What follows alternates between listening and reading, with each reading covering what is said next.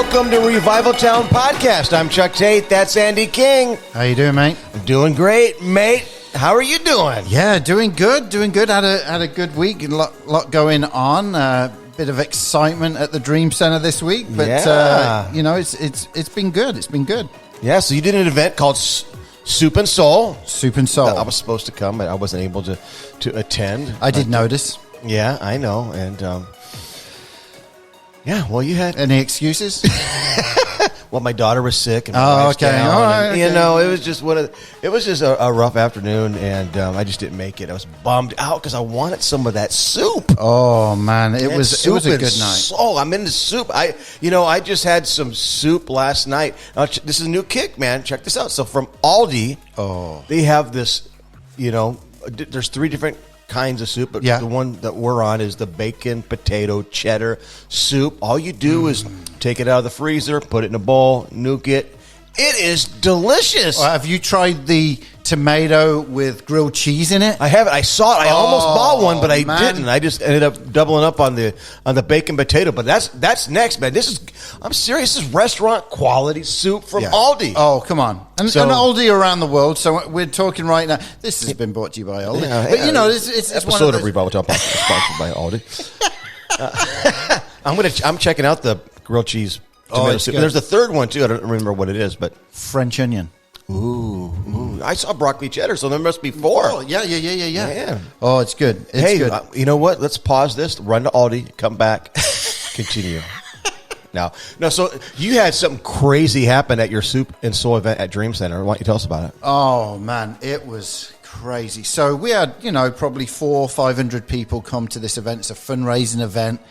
And we were close to the end, right? I mean, we're doing tours throughout the building. There's over 20 restaurants there serving food, soup, and people can tour the building. So I was coming back with a smaller group. In fact, Nicole Jackson, who has been on she had her parents there and her son, Tripp, who is an amazing boy. He even, listen to this, everyone, gave me an envelope. You know what, Chuck? Why don't you tell us about it? Okay, well, Nicole Jackson, we've had as a guest on Revival Town Podcast. We love Nicole. She's also a great supporter of the podcast. Loves it, promotes it. Yeah. And so you handed me this envelope this morning from her son, and apparently he tithes to the podcast. That's right. Right? Yeah. So I'm opening this envelope here. We have, what did you say, $6? $6. Amazing to go towards the podcast.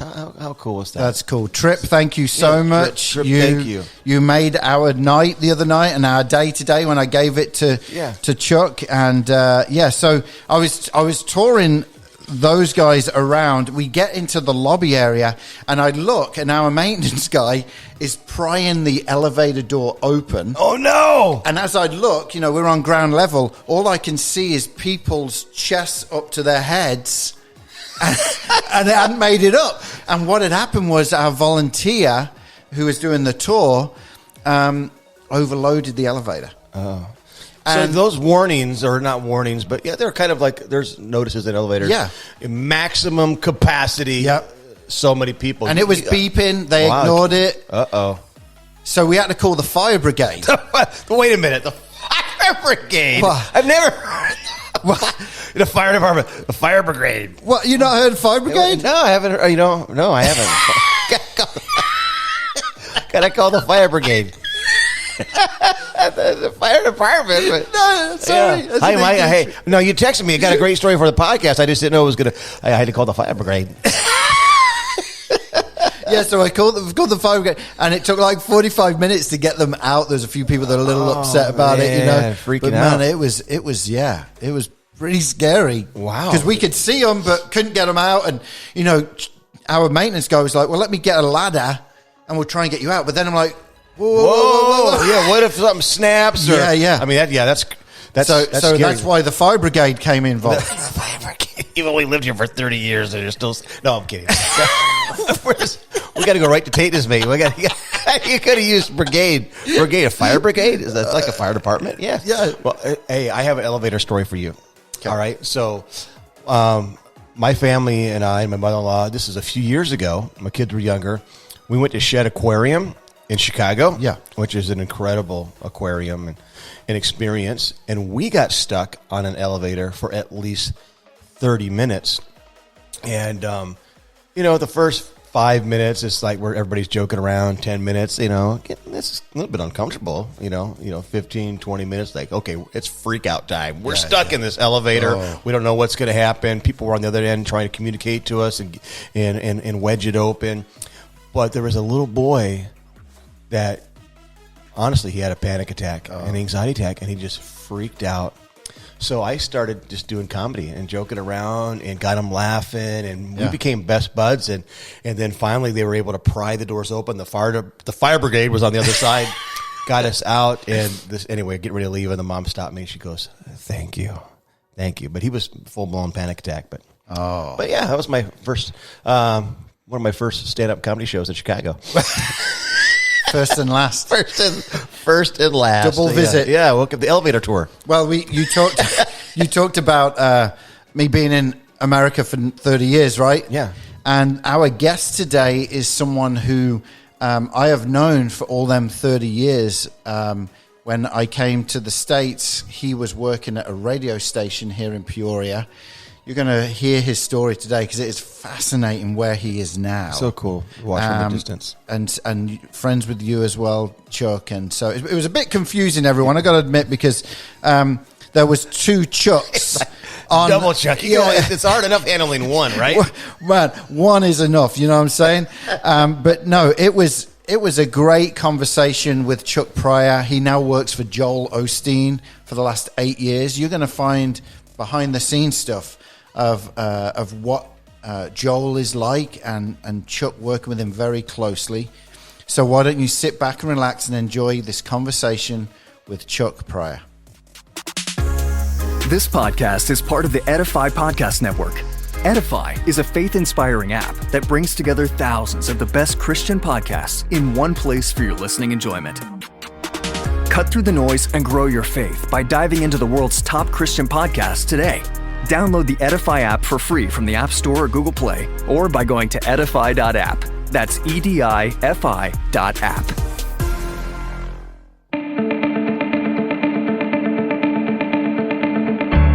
All right, everyone, it's time for another conversation on Revival Town Podcast. Our guest today, Chuck Pryor, is the executive director of Joel Osteen Radio and former VP of programming for K-Love Radio and Air One.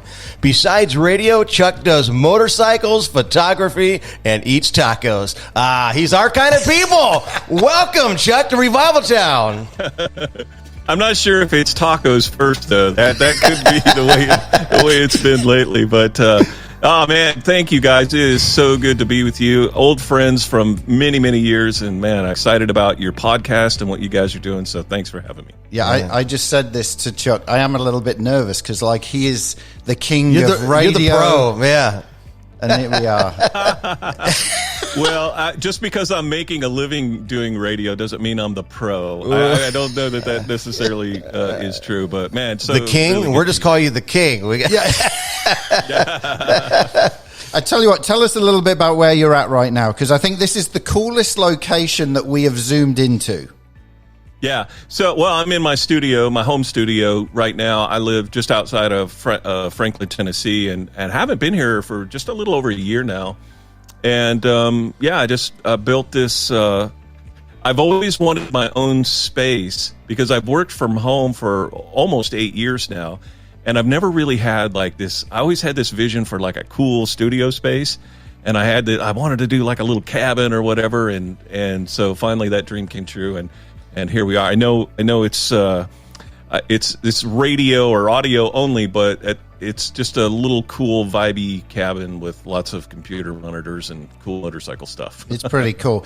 Yeah, I've seen when you were building it. I followed your progress building it when you did it on Instagram and stuff, and I'm like, that is like it's like a pimped out shed. That's what it is, right? Yeah. I mean, a pimped out shed. I like that. Cool cabin. Okay, all right. Cool cabin.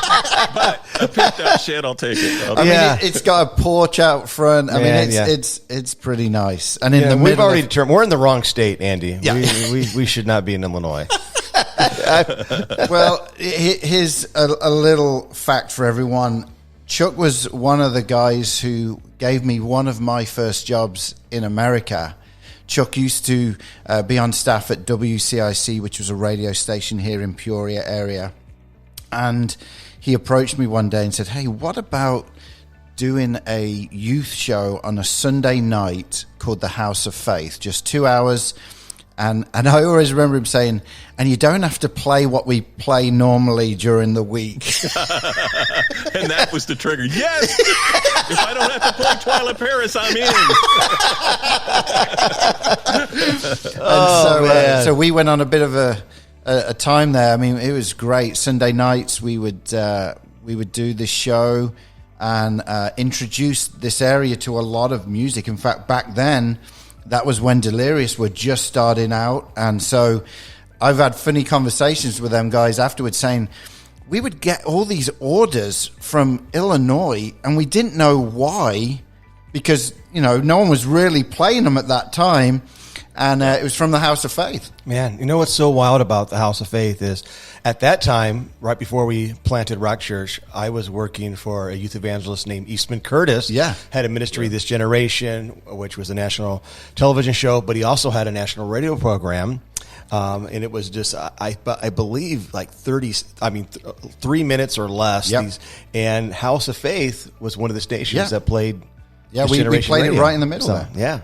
But Chuck was the guy who helped me with that. I don't know if it was my knowledge of music or just the accent that got me the it's your charming personality, Andy. You know that. Well, the funny thing is, you were the guy that introduced me to Delirious. Like, you brought a lot of that British worship music that wasn't happening in the U.S. Like, that was really groundbreaking stuff. So it was kind of a no-brainer, and I don't remember exactly how many years ago that was, but it was in the 90s. It must have been 95 or so, right? Right around 95, Yeah, so thank you. Not that my radio career didn't go anywhere from that.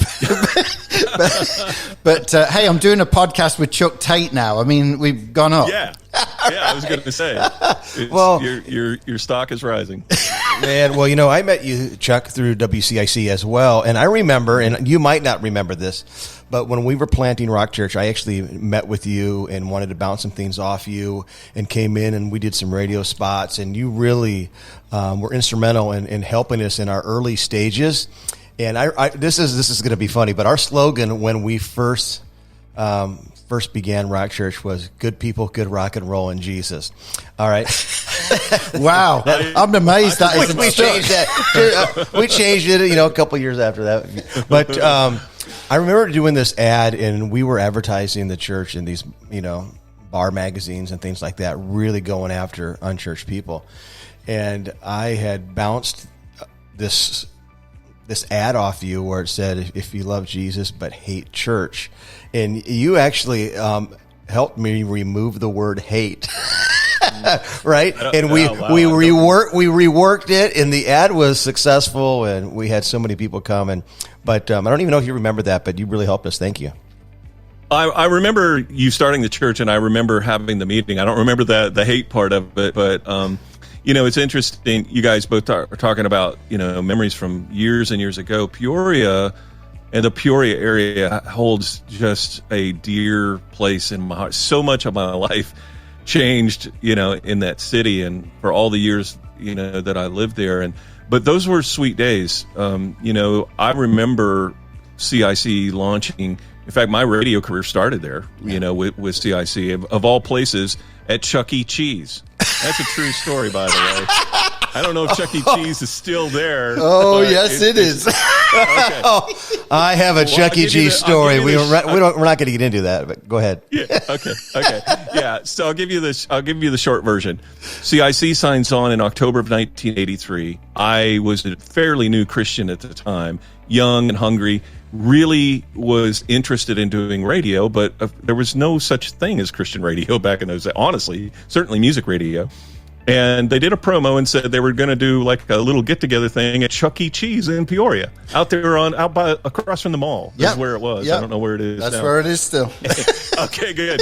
And you go in the giant bears and all the scary animals and stuff. But anyway, I went into there and I walked up to a guy that looked like he might be a radio guy. His name was Rick Hoover. And sure enough, he was the station manager. I said, I'm really interested in doing radio. And he, in this great big giant radio voice, well, why don't you come and see me? I mean, he just had the biggest radio voice in the world. And I went in, I met with him later that week. He hired me on the spot, said, I'll pay you $4.15 an hour to work a Saturday morning shift. And that's how so Peoria and CIC in particular have a really, really close place to my heart, and literally it changed my life. So I do like to joke with people and say, oh yeah, well my radio career started at Chuck E. Cheese. How about you? Yeah. So stop that one. Well, how many tickets did you get? That's well, so man, good. it's been so cool just to watch you from a distance throughout the years and see all the doors that God has opened for you, and everything that you've had the opportunity to do in radio has really been cool. Yeah, and I know there's a lot of people that are listening. We mention the name Joel Osteen and are like, wow, the media paints so many different pictures. I am sure that you see a completely different side of Joel, the real side of Joel. Can you go into that a little bit? Yeah, I'm happy to. In fact, I'm glad you asked it that way, because here's what I tell people. If you want to know what somebody's really like, either marry them or work for them.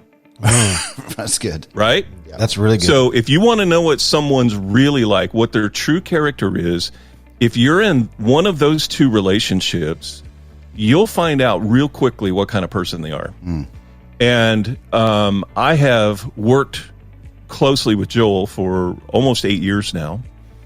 I'm with him, multiple times in his home, in his car, at church, like wherever. And I work for him personally. Like I work for him directly. Even though our channel, Joel Osteen Radio, is on Sirius XM, I don't work for Sirius XM. I actually work for Joel. So I handle all things Joel Osteen Radio. So I work pretty closely with him. And I could tell you, without a doubt, he's one of the most disciplined, focused, spiritual, godly, kind people that I have ever known in my life. And I'm not just saying that blowing smoke. I really mean that. Like, he is, I see him, I see what he does for others. And this is all stuff that isn't public, right? I see what he does for me. I just know his character. I see him when the doors are closed and when the microphones are off. Unfortunately, he does an unfair amount of hate from Christians, right? Yeah. Mostly people that give Joel a hard time are Christians. Yeah. Because, or however, you want to say it. And I do understand why they say that. I get that. And yet at the same time, I know the character of the man. And I've learned a lot from him, actually, because if I were in his shoes, like, I'd be curled up in a corner crying, like, everybody hates me. I would never be able to be on social media because I just can't. I can't process the way, but somehow God has given him a gift and the ability to rise above all of the haters and just say, look, I know what God has called me to. At the end of my life, I know who I have to answer to. I am not going to waste time and energy on that. Right. Yeah. Right. Excellent.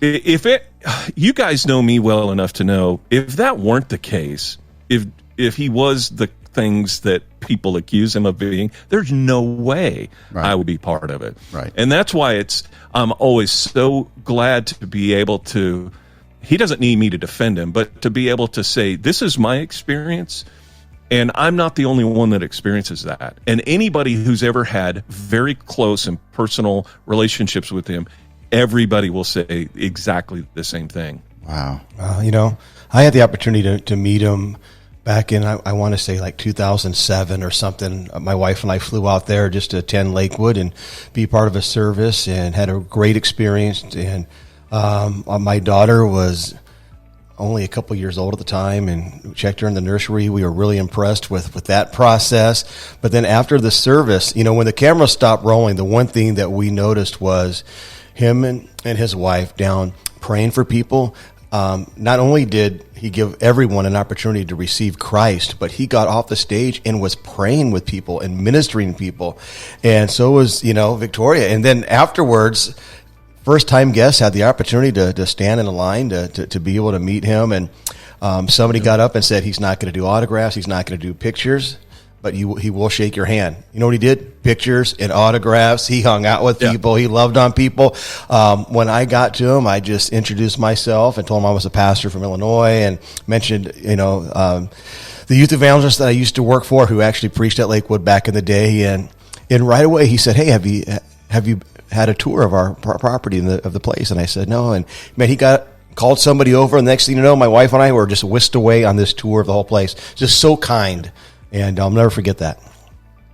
And Chuck, he's that way all the time, and he's that way with everybody. That's the thing. So I don't want to belabor the point, but if there's anybody that I've ever known who's, I'll just say, the real deal, Joel Osteen is it. Yeah. And it's sad that the stuff happens what does happen, but it is what it is. And I get his style of preaching and his style of message, and isn't for everybody, and that's okay. But man, why do we got the world is hard enough? Yeah. Why do we have to tear each other down, man? It's like life is hard, and it's getting harder, and it's not going to get any easier, right. I'm afraid. And so, of all the times in the world that we really need to stop that kind of stuff, I think now is it. Yeah, that's good. Now, you mentioned about everything that you're doing, the programming and everything is on Sirius XM FM. Mm-hmm. How can people hear you with that? What's the channel, that type of thing? Just in case someone is like, "Oh, I didn't know Joel had a channel." Yeah, it's channel 128 on Sirius XM. It's all Joel all the time. The majority of the programming is his messages that are produced specifically for the radio channel. But it's, the content that you would see on TV on a Sunday. I produce basically a radio version of that, and we put it on the radio. But it's on Sirius XM, channel 128. Obviously, Sirius XM is a subscription based thing.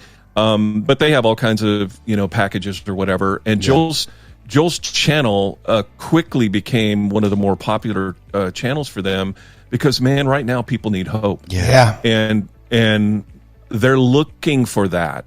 We have a couple of live call-in shows that we do every week. On Monday, we do a live call-in show with Joel, and I co-host that with him, and same thing with Victoria on Wednesday. And every single time we do one of these call-in shows, including yesterday with Victoria, I heard it multiple times, people will say, "I never knew who you were. I had no idea that you had a radio channel on Sirius XM, but I'm scanning the channels and it lands. And I was on my way to the hospital because my wife is dying from cancer." And that, the hope that I got from that is exactly what I need. So that happens all the time. But the content is mostly his messages, but we do carry the weekend services live. So we do that for the Sunday. Right now, we're just doing the Sunday services live. Saturday night service is a rebroadcast from the previous week. We do the live call-in shows that we do once a week with each Joel and Victoria. They have their own shows. We do a lot of specialty programming, and we're about to launch a couple of new shows, actually. One is called Conversations with Joel. That's a more long-form interview type show. We recorded one earlier this week with Mitch Albom. I don't know if you know who Mitch is. He's an author and sports. His most famous book was called Tuesdays with Maury. He's a phenomenal author. And Robin Roberts from Good Morning America. Guests, kind of, more high-profile guests, but people that have faith. And he's just sitting down and just having these casual conversations.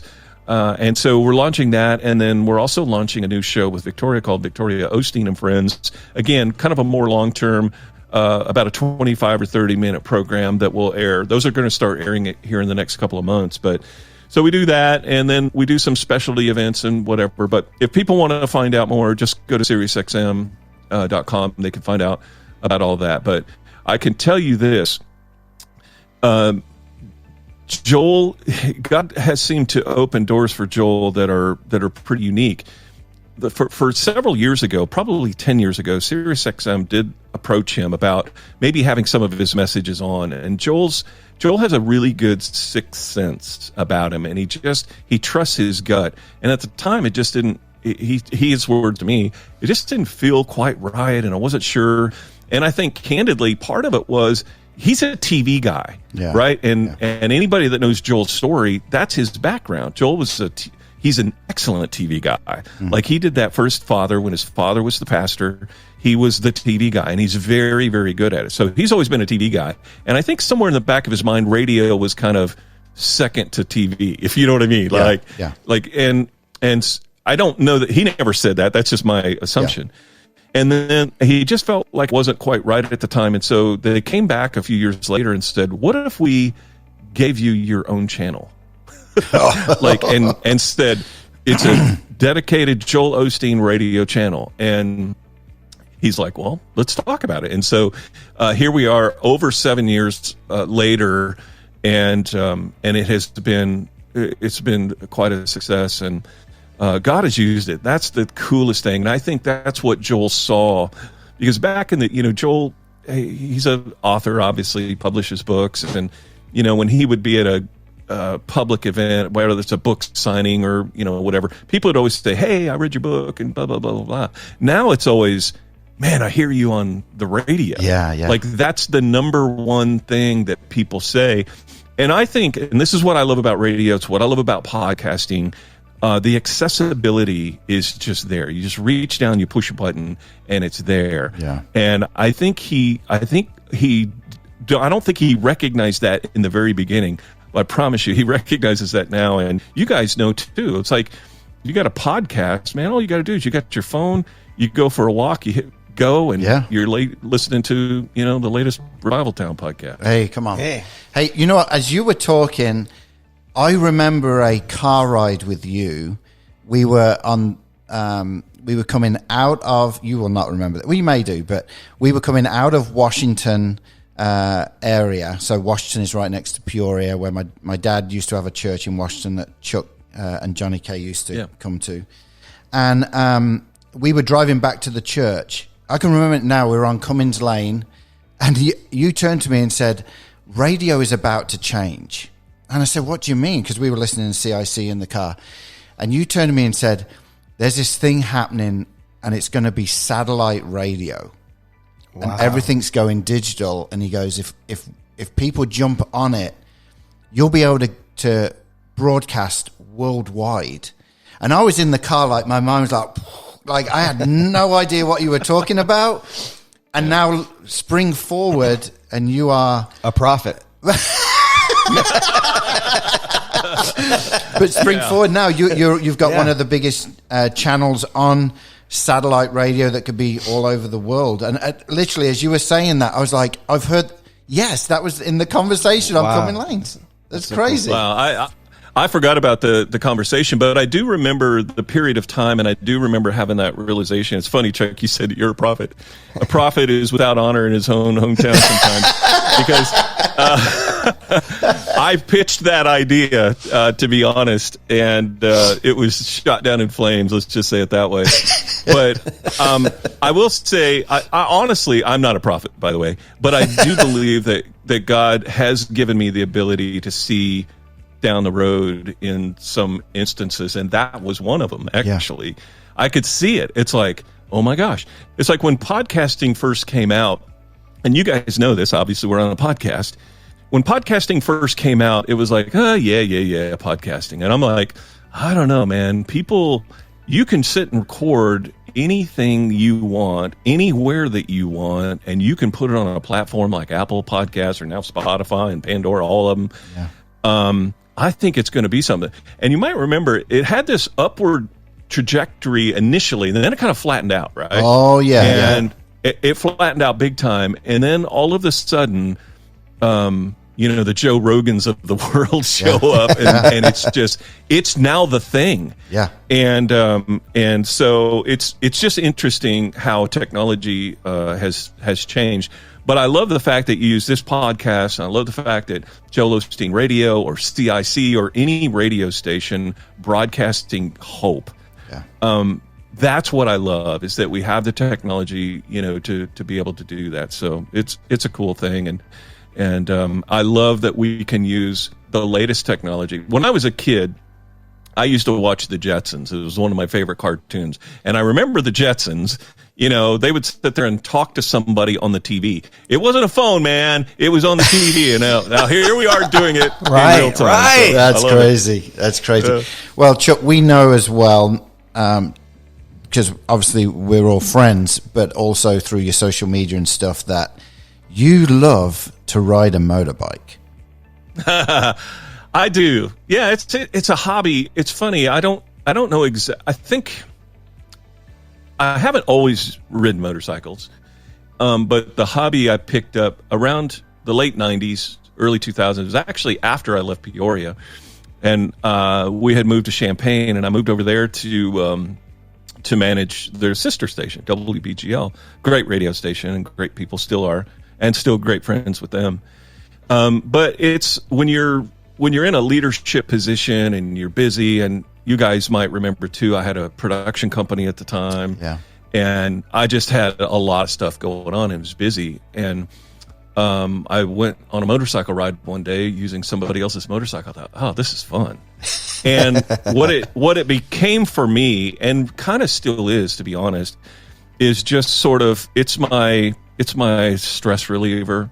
And I've been very fortunate to be able to live in some really beautiful places. I'm in Tennessee now, but living on the West Coast in California, and getting to see places. But it's just a hobby, is all it is. There are some friends of mine that actually do motorcycle ministry, like that's their calling. And you guys, we probably have some mutual friends who do that.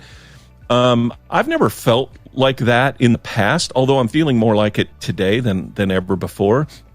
It's always kind of been an escape from high level, high stress, busy, a lot of people pulling on you and needing something. And that was like my getaway. And so I'd hop on my bike and ride. And I've been very blessed to have the ability to ride all over. In fact, I've ridden in all 50 states in America.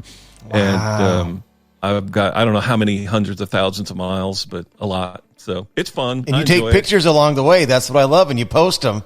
And Yeah. Specifically, I got to hear about your trip to Alaska, because I've been to every state but Alaska. It's the only state in the United States I have not been to.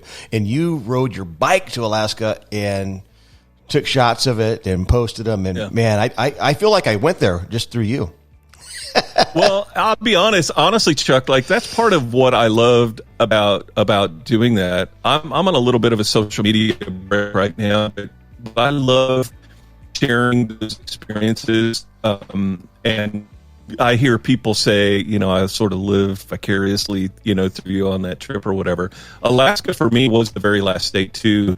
I went there in 2019, and I was living in Houston at the time, and I literally rode from Houston all the way to the Arctic Circle and back, and wow. It was the trip of a lifetime. I had some great trips in between, but that's been probably my favorite by far, just because of what it meant. And then coming back, getting back, and then we go into 2020 and then the lockdowns. Like I'm so glad I did it when I did, because otherwise I couldn't go today. They wouldn't let me in right now. So it's just one of those, cause you got to go through Canada, obviously, to get to Alaska.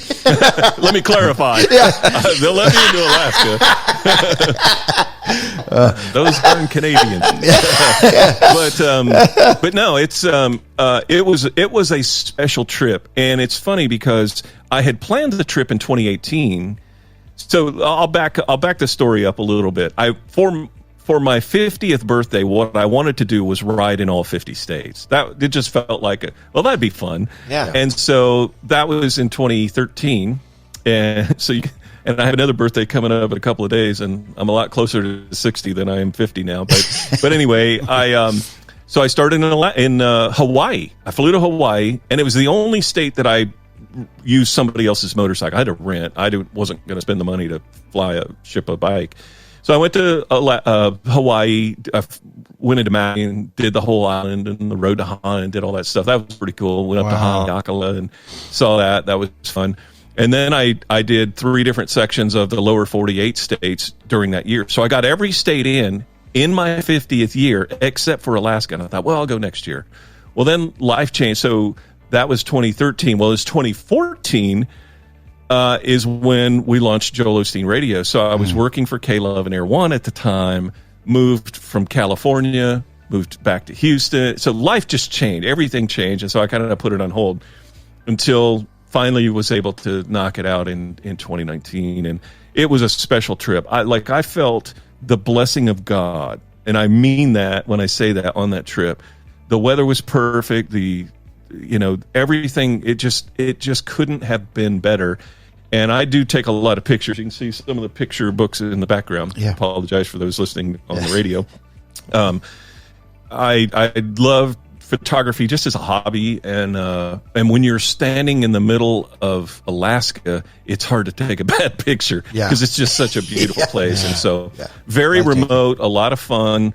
And I've been very blessed to never have been in an accident in all the years that I've ever ridden. And I keep praying that still remains.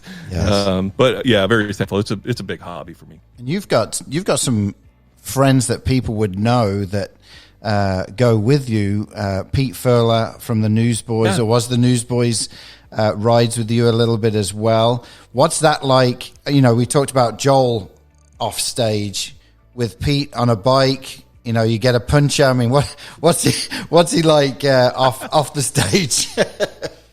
Yeah, no, he's a cool guy. He's it's been a while since we've ridden together. He's living in Florida, and I haven't had a chance to see him as much, but he's a cool guy. He's the guy that took me to Mexico. We went to Baja and rode together, and he's an amazing motorcycle rider. Like, that dude can ride a motorcycle. Wow. And he doesn't wait for you. Like, he's just like, I'll see you when I see you. He's gone, man. And so, especially in the off-road stuff, because I hadn't had a lot of experience doing that. And so I'm chasing him through Baja. I don't speak Spanish. He's long gone. And I'm like, well, I hope I'm going the right way. And he's like, hey, mate, about time you got here. It's just like, no, he's a fun guy. And in fact, I texted him not too long ago. I was like, man, we have got to get together. Because he still comes to Nashville. He's still obviously actively involved in music and produce. Yeah. He produced the latest Newsboys record, as a matter of fact. Yeah. So, but yeah, fun dude. Yeah, yeah. Whenever I saw you guys doing that, I don't know if you've ever seen the Ewan McGregor shows, The Long Way Down, and all that. And whenever I'd see you both, I was like, yeah, that's the Christian version of Ewan McGregor and Charlie. Yeah, you guys need a Netflix series. Just get on your bikes and go. Years ago, we did a big bike rally at the church. We brought in Glenn Kaiser from Res Band, Jesus People, and we had this whole big deal. And I showed up on a neon green scooter. Biker dude with a pink helmet, hopefully. Yeah, I was wearing flip-flops too, no joke. Oh man. So Chuck, just tell us a little bit about what you are loving about the Fairview, Franklin area. I know you've been on radio for a long time. You have got so many connections through those years, right? But now being actually near all these different folks that, you were living in Houston and California, but now you're close. How is that now, being close to all those folks, that you can now say, hey, meet me for coffee? Yeah, it's really good. In fact, funny you mentioned coffee. I had coffee with David Smallbone the other day. You guys probably know who David is. Your listeners may not. David is the father of Luke and Joel from For King and Country and Rebecca St. James. And, he's been through the gamut. I kind of see him as sort of a spiritual father. He's a very wise person. He's been through a lot. And so to be able, and he lives just down the road from me. And so to be able to, say, hey, can we grab coffee and just sit and talk? Yeah. Like, I don't ever have an agenda with him. It's just to be able to sit and chat. And some of my old, radio contacts and stuff, same thing. In fact, Thursday nights, do a Bible study with several guys, and that Bible study consists of either radio or industry people. Yeah. A lot of musicians, some musicians that you would know, some that you may not, that are, have been around for a while. Some are new, and it's just kind of a casual get together. But this town and the industry, can be challenging at times. It can be about all business sometimes, and this is what I appreciate about David. David does so much. Just look, let's not forget the main thing is the main thing here. Yeah, we need to sell records, or yeah, we need to get on the radio, or yeah, whatever.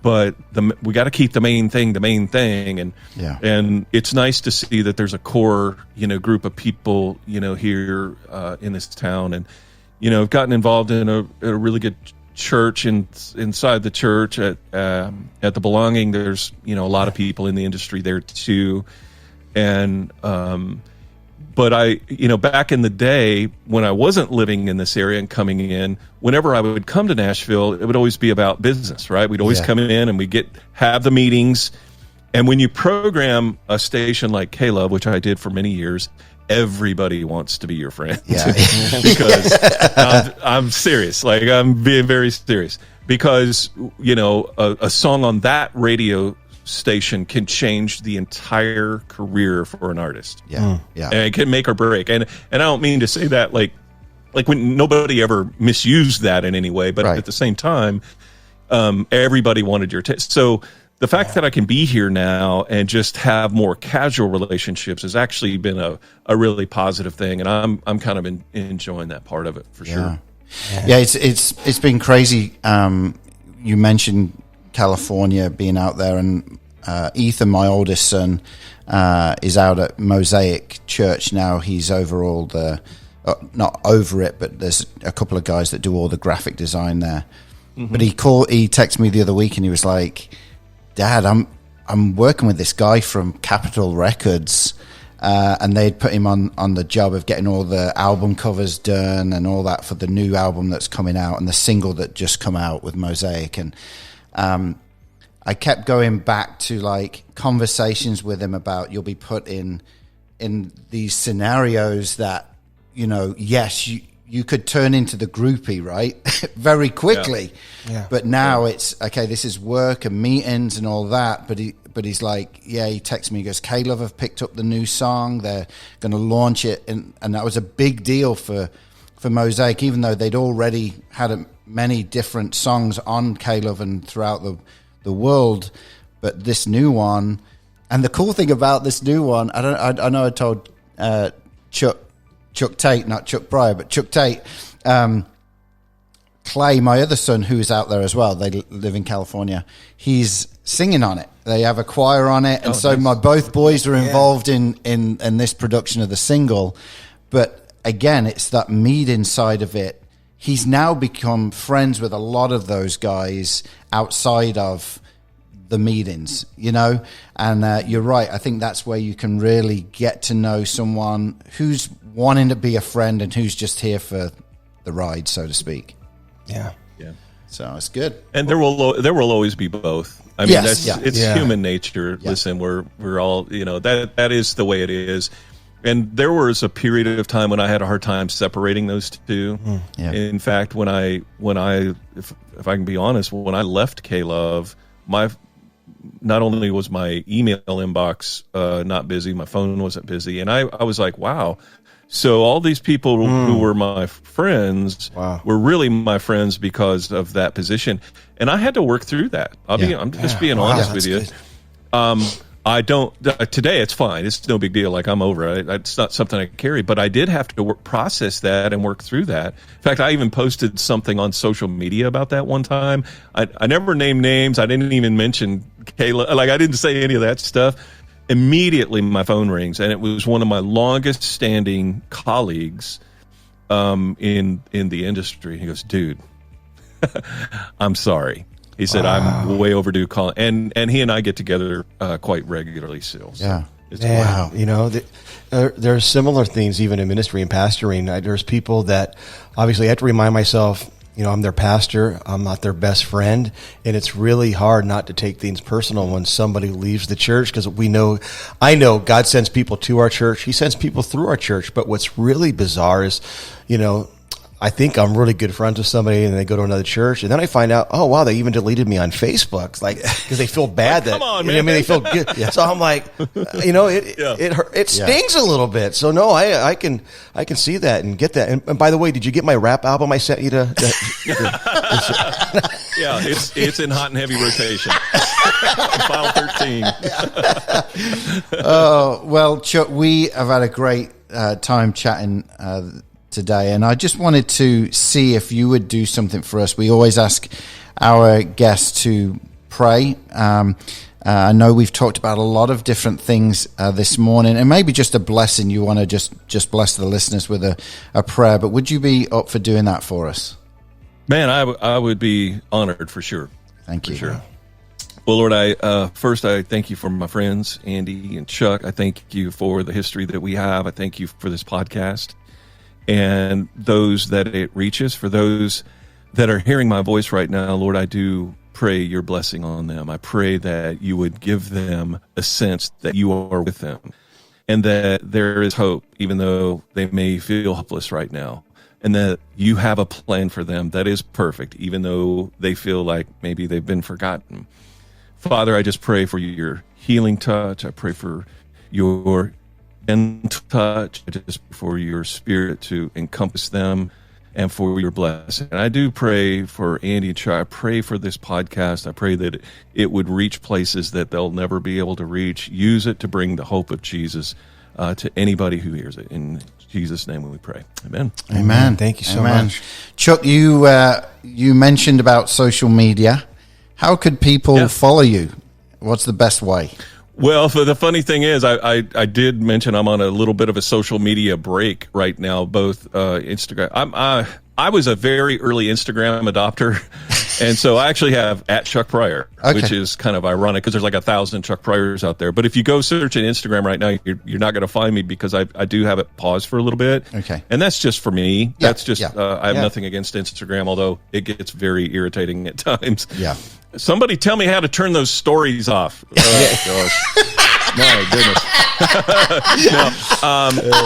But same thing on Facebook too. I've got that just paused for a brief time, and I don't know. It may be a couple of months, candidly. So right now, I just have everything shut down. I felt like I needed to do that. Me personally, I feel like I needed a little bit of I just have to regroup and reset, spend more time reading and spend more time exercising and just working on both my spiritual and physical health a little bit. Yeah. So to me, that was just a little bit of a distraction. So it's shut down right now, to be honest. Sure. I didn't delete them, but I did suspend them for a while just to, because otherwise, if I just go, I'm not going to do it for a while, then I'll pick it up and I'll go, oh yeah, I haven't seen that person in a while, and then next thing you know, I'm down the rabbit hole 2 hours in. Going, oh, man. Okay, well, it's not even logged in on my phone right now. Well, if people are listening, just take note of that and just check in on Instagram or Facebook as time goes on. Because once he gets on his bike, you'll want to follow him, right? Right, Chuck? That's the way. So, okay, so we've got the big three. This is the big three. 3 questions we're going to fire at you.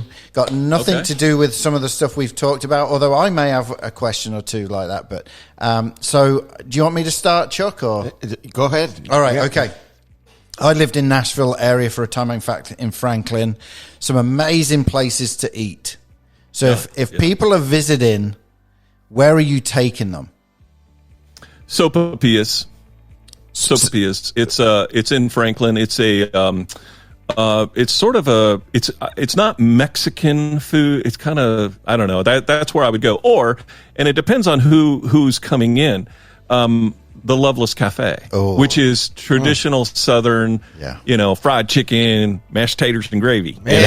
So come on. So depending on who they are and what they prefer, that's probably one of the first two places I would take them to. We live pretty close to Puckett's downtown in Franklin. Oh, that was a good place, Chuck. They turned this grocery store into a restaurant. It was amazing. So, okay, go on. Okay, all right, Chuck. So my question is, you've worked with probably just about every artist we can name. Is there one or two artists, Christian artists, that stand out as this person, this individual is humble, they love Jesus, they're fun to be around, they're the real deal? Anybody like that? Well, I mentioned David Smallbone a few minutes ago. David, of course, the father of Joel and Luke from For King and Country. Like, those two guys come to mind right off the top because I feel like not only are they pros at what they do, but they're in it for the right reasons, and they are humble, and they're just that kind of guy. So those, from a more current artist standpoint, I would say them. Thinking back in my career and some artists I've worked with in the past, like, to me, the guy that comes to mind is Stephen Curtis Chapman. Like, he's just that kind of guy. Yeah. And he's the real deal, and he was in it for the right, I say was, he's still doing it, but obviously not quite like he was at one point. But those are the two that come to mind first, for sure. Awesome. That's good. You. All right. Yeah. Well, mine is on the same level, right? But if I know you know a lot of these guys, but if you're like, man, I want to go and see a concert, who are you picking? Oh, that's a good question. Talking Christian music concert? Both. Secular and Christian. That's interesting. Steve Taylor. Wow. If Steve Taylor would come back and do a show, I would jump in on that for sure. Man. I heard a rumor that what was the group name? Chagall Guevara? Is that how you say it? Yes. I heard a rumor that they might be doing something. Wow. So I got to dig into that. But no, if Steve Taylor would come back and do a show, man, I would be all in on that, man. And the other one, it's funny you mention it. I actually have tickets for Saturday's my birthday. Happy birthday! I have tickets to see Buddy Guy at the Ryman Auditorium. Wow. Buddy is big blues player, and so it's very rare that I buy tickets to go see concerts these days. I think the last one I did was the Eagles, and before that, Rush. Like, those were the last two concerts that I've been to. No, I take that back. I did see Queen too.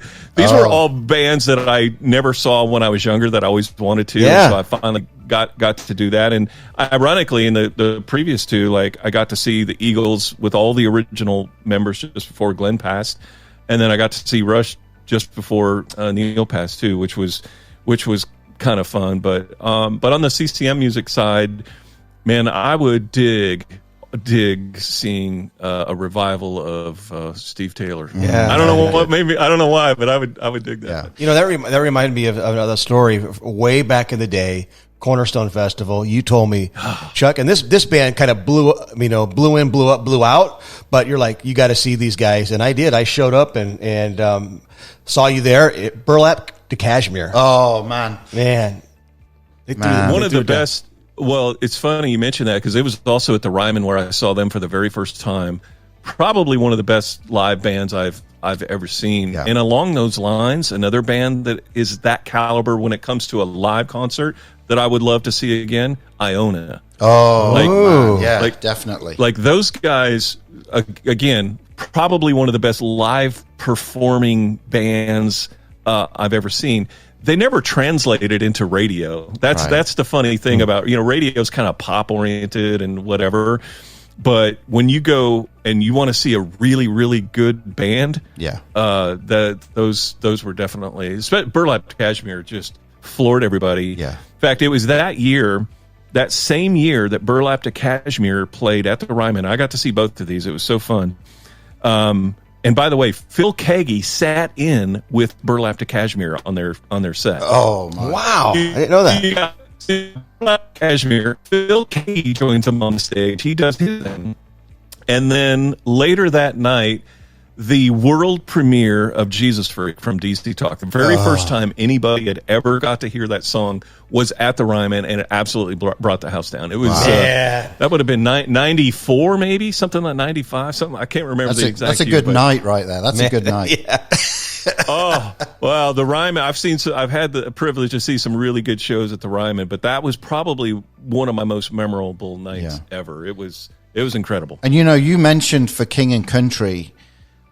There's not. I'll be honest. There's not many CCM type bands I go and see anymore, concert wise. I went to see them, and that was one of the best band shows I've seen in years because no one stays at their instrument. They all switch around. Wow. And you talk about a show and musicianship.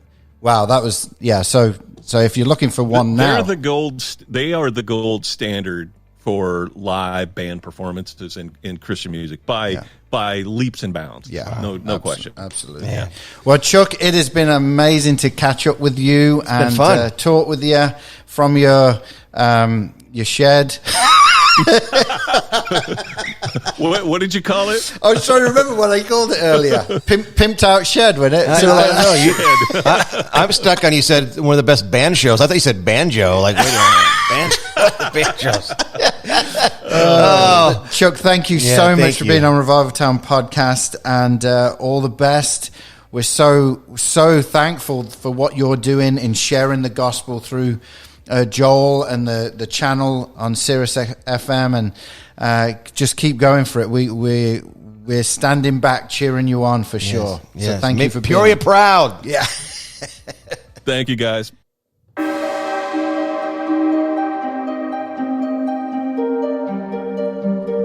Thank you, Chuck. That was fun. That was fun, man. Man, blast from the past. And, I haven't seen him in person in years, but so cool to see him via Zoom and just hear about how God is using him, all the doors God's opened, and he really is a gift to the radio community. Yeah. And thank you, Chuck. So, Chuck, it was a little bit confusing with the two Chucks. The two Chucks and the Chuck E. Cheese. Now you said you had a story about my middle initial is E. So you got Chuck Pryor, Chuck Tate, Chuck E. Cheese, Chuck E. Tate. No, I have a Chuck E. Cheese story that tops all Chuck E. Cheese stories. Okay. So if you're listening and you have a Chuck E. Cheese story and it's better than this one, then I want to hear it. No, actually, it's not really. It's just a crazy story. So I don't know if it's not a funny story, but you can't. It's one of those stories where you can't make up.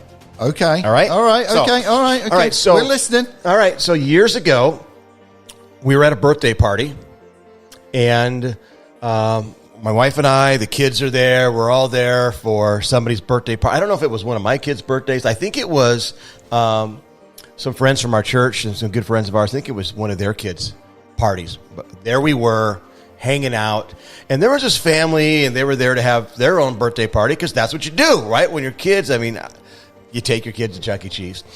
And at this party, there was, Grandpa was there, somebody's grandpa, and man, he was old. In fact, they had him, he was wheeling around on on a walker that you can sit down on. So he was kind of wheeling himself around. At times they were pushing him, and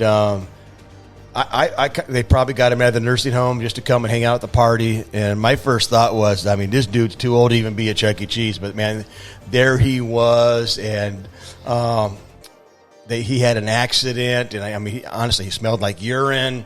I went to the bathroom once, and they were coming out with him. And I was just, I felt bad for him. Like, he probably shouldn't be at this party.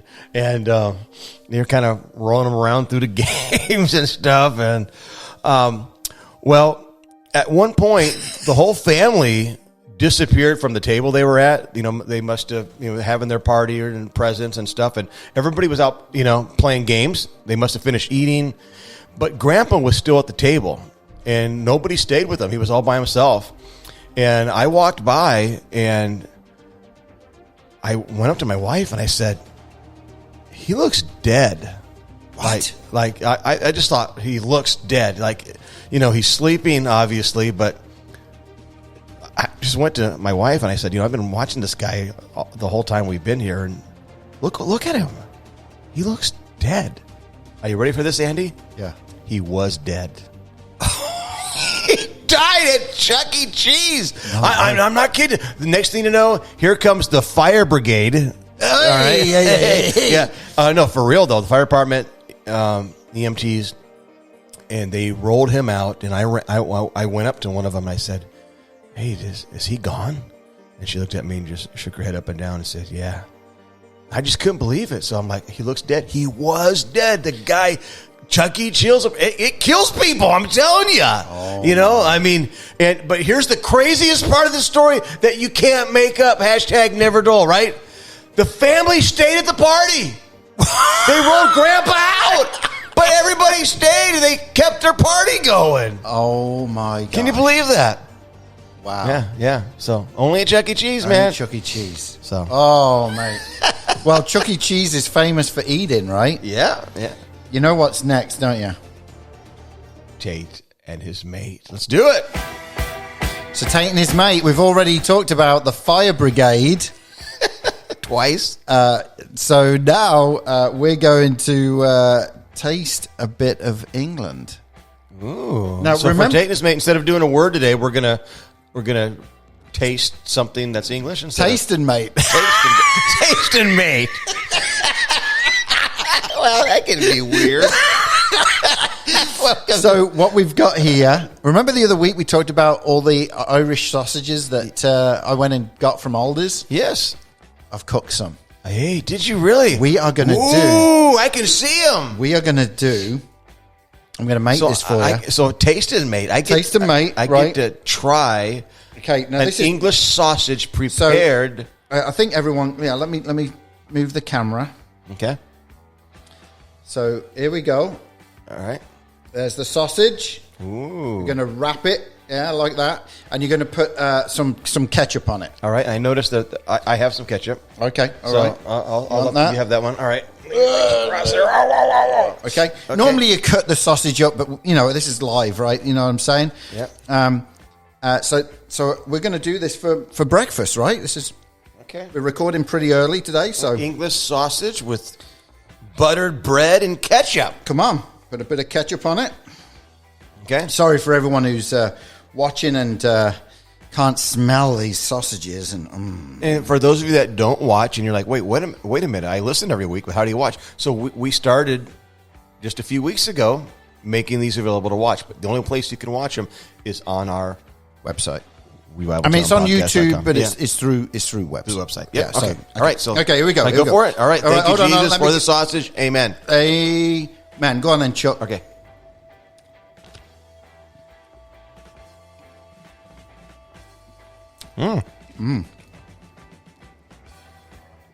What do you think? Wow. It's That's horrible. Okay. I love it. I told you, it's not as spicy as the And American you got this at Aldi? Aldi. So today's episode is brought to you by Aldi and our friend Trip. Trip, you rock. Seriously. Thank you. Oh, man. That's good. Now, we may not get to the end because this is pretty good. Oh, it's really good. I love it. Fills the gap. Are you sure? You're not just saying I'm that, in. right? I'm ready to get on a plane and fly across the pond. Have some more. Or I'll just go across the street to Aldi and get some. Yeah, well, actually, you won't because I've bought You them. bought them all. One of my English friends that lives in the area, who's a pastor around the area, not Dave Jane, another guy, he was like, I'm at the Alders on University, which is where Alders is in Pryor, and there are no sausages, and I'm blaming you. So Tate and his mate this week was tasting his mate. There we go. There we go. Thanks, mate. Get the sausages there to eat, and there we go. Well, thank you so much for listening to Revival Town podcast today. Chuck, you got anything to say? Oh, I've killed him. I'm choking on a sausage. Wrong pipe. Oh, man. No, wait, we want to thank Chuck Pryor again. We want to thank our friend Trip for sponsoring the show. And we want to thank you for listening. And make sure you go to revivaltownpodcast.com if you want to watch. If you want to join Trip, there is a donate button if you want to do that. And we also appreciate you taking the time to write a review on Apple Podcasts. So if you have an iPhone, even if you listen through Edify or another channel, if you could take the time to give us a rating or a review, that would help us as well. So we want to keep spreading hope. We do this for you. We love you guys. We'll see you next week. Thank you so much, guys. See you next week. Thank you for listening to this episode of Revival Town Podcast. Make sure you're following us on social media and remember to subscribe wherever you listen to podcasts. For more information, head on over to revivaltownpodcast.com.